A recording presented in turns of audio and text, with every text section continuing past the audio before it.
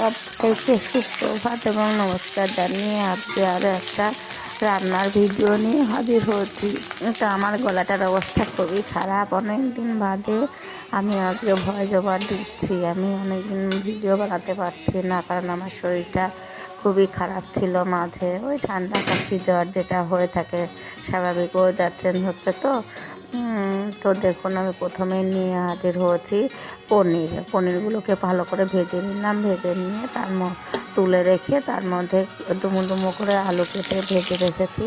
তারপরে তার মধ্যে বাটা মশলা দিয়েছি, সাদা জিরা, কাঁচা লঙ্কা বাটা দিয়েছি, আর আদা দিয়ে, আর গুঁড়ো মশলাও দিয়েছি। দিয়ে মটরশুঁটি টমেটো দিয়ে পনিরটা করেছি। আর এইখানে হলো লঙ্কা, ধনে, জিরার গুঁড়ি আর হলুদ, লবণ সবই আমি আলাদা একটা বাটিতে গুলে নিচ্ছি, উষ্ণ গরম জলে গুলে নিয়ে তারপরে আমি কষানো মশলার মধ্যে ঢেলে দিচ্ছি।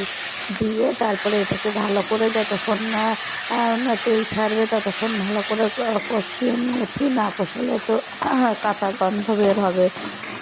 এই যে কষাচ্ছি, তার মধ্যে টমেটো আর মটরশুঁটিও দিয়েছি। দিয়ে এর মধ্যে এই যে একে একে আলুগুলো ছেড়ে দিচ্ছি। যেই ভেজে রেখেছিলাম আলুগুলো, আমি সবসময় আলু প্রেশারে সিটি মেরে নিই, কারণ প্রেশারে সিটি হালকা আর কি সিটি মেরে তারপরে আমি সব তরকারি রান্না করার চেষ্টা করি।